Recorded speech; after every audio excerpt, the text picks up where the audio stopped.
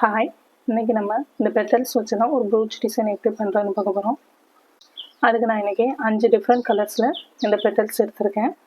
நீங்கள் வந்து சேம் கலரில் கூட பெட்டல்ஸ் யூஸ் பண்ணி இந்த டிசைன் மேக் பண்ணலாம். நம்ம இதை எப்படி ஸ்டிச் பண்ண போகிறோம்னு நான் ஃபஸ்ட்டு அரேஞ்ச் பண்ணி பார்த்துக்கிறேன்.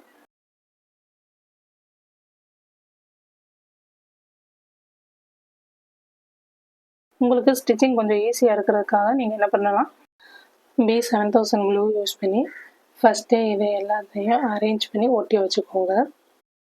ஸ்டிச் பண்ணும்போது உங்களுக்கு இன்னும் ஈஸியாக இருக்கும். நீங்கள் எந்த ப்ரோச் ஒர்க் பண்ணுறதா இருந்தாலும் ஃபஸ்ட்டே க்ளூ போட்டு ஒட்டிட்டு அப்புறம் ஸ்டிச் பண்ண ஆரம்பிக்கும் போது உங்களுக்கு இன்னும் அது கொஞ்சம் ஈஸியாக இருக்கும்.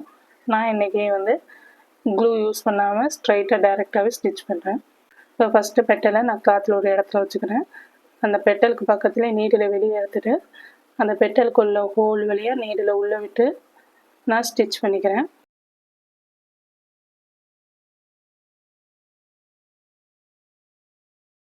அது மாதிரி அகைன் நீடில் பெட்டலுக்கு வெளியே எடுத்து பெட்டலுக்குள்ள ஹோல் வழியாக நீடில் உள்ள விட்டு ஸ்டிச் பண்ணிக்கோங்க. இது மாதிரி நீங்கள் வந்து ஸ்டிச்சஸ் வந்து ஒரு 2-3 டைம்ஸ் கொடுங்க. அப்போ தான் நீங்கள் பண்ணுற ஒர்க் வந்து கொஞ்சம் ஸ்ட்ராங்காக இருக்கும்.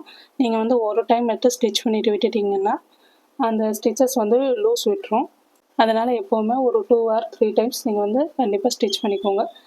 ப்ராக்டிஸ்க்கு நீங்கள் வந்து 1 டைம் ஸ்டிச் பண்ணிங்கன்னா கூட போதும். ஆனால் நீங்கள் இதுவே ப்ளவுஸ்லேயோ குர்த்தீஸ்லேயோ நீங்கள் வந்து ட்ரெஸ்ஸஸில் ஒர்க் பண்ணும்போது நீங்கள் வந்து கண்டிப்பாக ஒரு 2 or 3 டைம்ஸ் கண்டிப்பாக ஸ்டிச் பண்ணிக்கோங்க. அதே மாதிரி சேம் கலர் த்ரெட் யூஸ் பண்ணிக்கோங்க. கிளாத் எந்த கலரில் இருக்கோ அந்த கலருக்கு நீங்கள் வந்து த்ரெட் யூஸ் பண்ணிக்கோங்க. டிஃப்ரெண்ட் கலரில் யூஸ் பண்ணிங்கன்னா அது வந்து உங்களுக்கு ஆக்வர்டாக தெரியும். இப்போது நான் செகண்ட் பெட்டல் ஸ்டிச் பண்ணுறது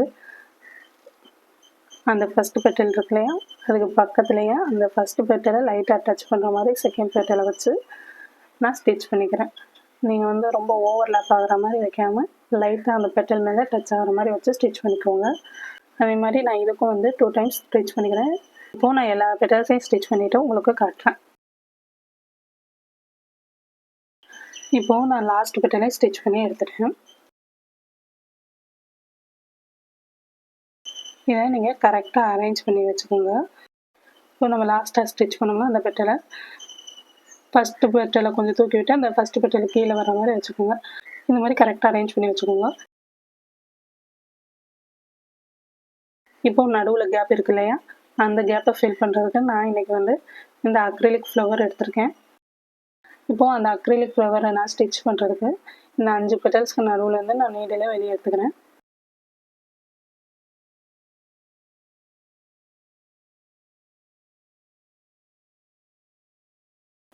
வெளியே எடுத்த அப்புறமா நான் அந்த நீடில்குள்ள ஃப்ளவரை போட்டுக்கிறேன். அது கூடவே நான் இந்த 4 mm பர்பிள் பீடும் போட்டுக்கிறேன். நீங்கள் வந்து இந்த இடத்துல எந்த பீட் வேண்டாலும் யூஸ் பண்ணலாம், எந்த ஃப்ளவர் வேண்டாலும் யூஸ் பண்ணலாம், சீக்வன்ஸ் கூட யூஸ் பண்ணலாம். இப்போது அந்த பீடை எடுத்து விட்டுட்டு மேலே எடுத்து விட்டுட்டு அந்த ஃப்ளவருக்குள்ளே ஹோல் வழியாக நீடில் உள்ள விட்டு நான் ஸ்டிச் பண்ணிக்கிறேன்.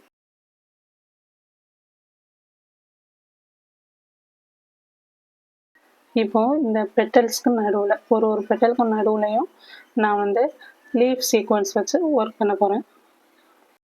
நான் இன்றைக்கி இந்த லீஃப் சீக்வன்ஸ் எடுத்துக்கிறேன். இது வந்து ஐ சீக்வன்ஸ்னு சொல்லுவாங்க. இந்த சீக்வன்ஸை பார்த்தா தெரியும் உங்களுக்கு 2 சைடுமே உங்களுக்கு வந்து ஹோல் இருக்கும். அது மாதிரி நீங்கள் ஒர்க் பண்ணும்போது இந்த 2 ஹோல்லையுமே ஸ்டிச்சஸ் வரணும். அது கூடவே நான் இந்த கட் பீட்ஸும் யூஸ் பண்ணிக்கிறேன். அதாவது இந்த சீக்வன்ஸ்க்கு நடுவில் இந்த கட் பீட் கொடுக்குறதா இந்த கட் பீட் யூஸ் பண்ணிக்கிறேன். இப்போ இந்த 2 பெட்டல்ஸ்க்கு நடுவில் நான் வந்து 3 சீக்வன்ஸ் வச்சு ஒர்க் பண்ண போகிறேன். இப்போ நான் வந்து இந்த சீக்வன்ஸை வீடியோவில் காட்டுறேன்ல, அது மாதிரி வச்சு ஒர்க் பண்ண போகிறேன். இப்போ நீடில் நான் அந்த 2 பெட்டலுக்கும் நடுவில் எடுத்துக்கிறேன். இப்போது எடுத்துகிட்டு அந்த நீடில் ஃபஸ்ட்டு நான் ஒரு சீக்வன்ஸை உள்ளே போட்டுக்கிறேன். உள்ளே போட்டுட்டு அது கூடவே ஒரு கட் பீடும் உள்ளே போட்டுக்கிறேன். கட் பீடும் போட்டுட்டு இந்த இதை நீங்கள் எப்படி ஸ்டிச் பண்ணணும்னா கொஞ்சம் சாய்வலாக வச்சு ஸ்டிச் பண்ணுங்கள். ஸ்ட்ரைட்டாக வச்சு ஸ்டிச் பண்ணாமல் சாய்வலாக வச்சு செகண்ட் ஹோலில் நீடில் உள்ள விட்டு ஸ்டிச் பண்ணிக்கோங்க. அது மாதிரி அந்த ஃபஸ்ட்டு சீக்வன்ஸுக்கு பக்கத்துலேயே நான் நீடில் வெளியே எடுத்துக்கிறேன். அதுலேயும் அகெயின் நான் ஒரு சீக்வன்ஸும் ஒரு கட் பீடும் உள்ளே போட்டுக்கிறேன். இப்போது இந்த சீக்வன்ஸை ஸ்டிச் பண்ணுறதுக்கு நம்ம இந்த பெட்டலோட சைடில் சாச்சாப்பில் அந்த சீக்வன்ஸை வச்சு செகண்ட் ஹோலில் நீடில் உள்ளே விட்டு ஸ்டிச் பண்ணிக்கோங்க. இந்த சீக்வன்ஸ் வந்து நீங்கள் ஸ்ட்ரெயிட்டாக ஸ்டிச் பண்ணக்கூடாது, கொஞ்சம் சாய்வலாக ஸ்டிச் பண்ணணும். இப்போ நான் வீடியோவில் காட்டுறதுல அந்த மாதிரி ஸ்டிச் பண்ணிக்கோங்க. இப்போது 3வது சீக்வன்ஸ் ஸ்டிச் பண்ணுறதுக்கு இந்த 2 சீக்வன்ஸ்க்கு நடுவில் நான் நீடில் வெளியே எடுத்துக்கிறேன்.